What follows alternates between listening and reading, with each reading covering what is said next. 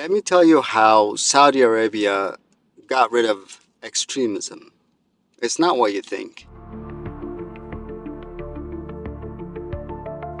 They didn't launch Hearts and Minds campaigns. They didn't sit around debating theology.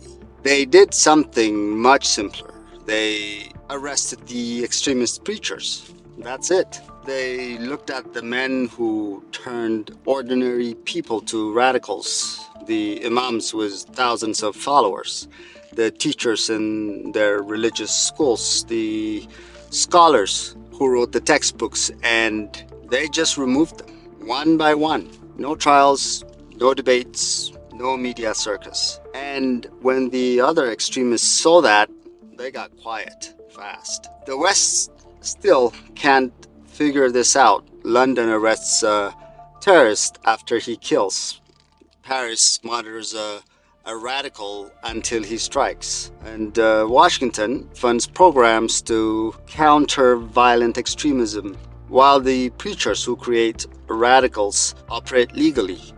Saudi Arabia built this monster, then they killed it at the source. You need to understand how simple that was. You don't want radicals? Then arrest the people that are making them radicals. Let me be clear, this is not about religion. I'm talking about a political ideology called Islamism or Salafism, Wahhabism. The core idea of this movement is simple. Man-made laws are illegitimate, and the only true authority is the scripture, interpreted literally, enforced strictly, and on every aspect of life. This theology doesn't just inspire suicide bombers. It captures institutions. It builds community organizations that preach hate. It funds textbooks that preach loyalty to the state as betrayal of faith. It also places speakers in universities who call democracy a sin. The Saudis know this ideology intimately because they built it.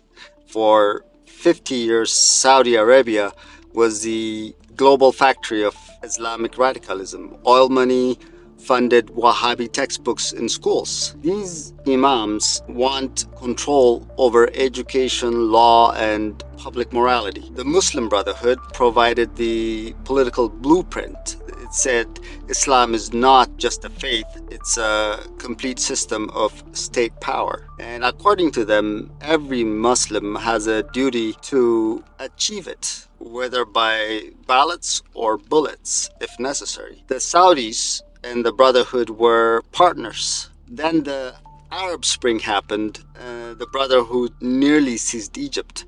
The movement Saudi Arabia built started turning on its creators. That's when the Saudis made the decision to fight it. In Saudi Arabia, the crackdown was total. Crown Prince Mohammed bin Salman didn't just arrest the bombers. He arrested the men who created the bombers. The state seized control of every mosque. Every sermon required government approval. The religious police who once terrorized women for showing an ankle were stripped of their powers. Music concerts in Saudi Arabia, movie theaters, women driving were all legalized. Now, I don't think the Crown Prince is a liberal, but he knew that modernization requires breaking the cleric's monopoly on public life. And the textbooks, the same book that taught generations to hate Christians and Jews and Shia Muslims, the prince removed those passages. We did other things to modernize his state. So here's the key. Saudi Arabia didn't just target the foot soldiers. They targeted the generals, the ones who never touched a weapon, but whose words made the weapons inevitable. They understood a simple truth. Ideas don't spread by themselves. They need transmitters, imams, preachers, and teachers. So remove the transmitters and the signal dies. The West thinks terrorism is violence. So, it fights violence. It monitors phone calls, tracks bank accounts, wait for the bomb to be built. When a man with known extremist ties drives a van into pedestrians in London, then stabs a police officer to death, the West is shocked. But on that specific instance, British intelligence knew about this extremist and his beliefs. They just didn't think that they could arrest him for his ideas, because in the West, you cannot arrest an ideology. You have to wait for it to kill. Meanwhile, the preachers who radicalized that man, who gave him the framework that made violence logical, are still operating freely. They speak at universities, they advise on cultural sensitivity, they run charities. I don't think debating extremists on TV, hoping to convince them to be tolerant, will make the problem go away. Saudi Arabia tried that for 50 years. It built a global network of extremism, thinking it could control it. It learned the hard way. You cannot coexist with an ideology that wants to replace you. You either kill it or it kills you. And this extremist ideology is still spreading. The Saudis and Emiratis have warned the West repeatedly. And let me say this in English so you can understand what I'm saying. I have translation. No, I know you have translation, but I just want to make sure you get it right. There will come a day that we will see far more radical extremists and terrorists coming out of Europe because of the lack of decision-making, trying to be politically correct, or assuming that they know the Middle East and they know Islam and they know the others far better than we do. And I'm sorry, but that's pure ignorance. I think there has to be balance between rights and between law enforcement. I'll give you an example. We get criticized. We were criticized in France for having supported all these extremist mosques or Islamic institutions in France for years. And we said, show me one and we'll shut it down the next day. Lots of talk, but no evidence. When the French Senate did an investigation, they discovered that less than 1% of funding for French Islamic institutions came from the Gulf. Most of it came from North Africa and Turkey, because that's where the vast majority of French Muslims came from. But for years, the charge was made that it came from Saudi Arabia and maybe other countries in the Gulf, and the fiction became reality. We have a policy in Saudi Arabia of zero tolerance for extremists. If somebody is an imam in a mosque and is preaching hate and violence, they get dismissed, reprimanded, reprogrammed, and then dismissed if it doesn't work. And we've dismissed thousands of them. And I say to people in Europe, European country, if you have, they accuse us of exporting extremist preachers, imams, they call them preachers. We say to them, show me, and if they're not a German citizen or French citizen or British citizen, deport them. That's what we would do. If they're your citizen, then stop them from preaching hate. But then they go into, well, no, we don't want to infringe on their freedom of expression. Well, it's either, if they preach, it's hatred, and if you stop them from preaching, it's, we can't do that because of freedom of expression. So then stop complaining.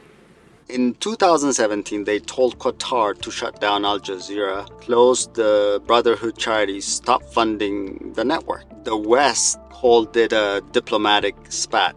It wasn't. It was an ultimatum about ideological warfare. Emirati officials told Americans directly, the Muslim Brotherhood is in your institutions. They run Islamic organizations, they advise your government, they control the narrative, and you don't even know it. The Saudis have said the same. The mosques we funded, the preachers we trained, the networks we created, many are now beyond our control. They told the Americans. And they also told them that these people are in their cities. But what did the West do? In Britain, a government review found the Brotherhood promoted values contrary to British interests. The report was classified, too sensitive. In America, the largest Muslim civil rights organization was named an indicted co-conspirator in the largest terrorism financing trial in US history. You can read about it, I'll put it in the link. But it still advises Congress. It still gets quoted as a neutral voice. In Europe, these networks operate freely. The ideology is still spreading. The West's problem is conceptual. You think that bad ideas die in the marketplace of ideas, that somehow reason wins. But this is not a normal idea. It's an ideology refined over a century and funded by billions. It's embedded in institutions worldwide. It doesn't play by your rules. It exploits them. And the Gulf states knew this because they built it. And they didn't get rid of it by winning arguments, but by removing the people who spread them. So here's the lesson. It's plain and simple. Saudi Arabia didn't defeat extremism by killing every terrorist. It defeated extremism by killing the factories that produce terrorists. It controlled the mosques. It controlled the schools. It controlled the message. And when the other preachers saw this radical imams disappear, they got the message. Fear works. Now, the West doesn't need to copy the Saudi method. It doesn't need some mass arrest or some secret trials, but it needs to copy Saudi's clarity. You have to name the ideology. You have to identify the transmitters and remove them from positions of influence. You have to stop funding organizations that teach sedition, and you have to stop inviting preachers who hate democracy to advise on outreach. And we all need to stop pretending that criticizing Islam is Islamophobia. The question isn't whether this ideology can be defeated. The question is whether the West will figure out how before the next bomb, before the next attack, before the next generation is lost. So, how do you fight extremism? The answer is simple. Remove the radical imams, close their schools, let the other imams watch. That's how you kill an idea. Well, at least in my opinion. What do you think? Do you have a better idea? Let me know in the comments. I'll see you on the next video.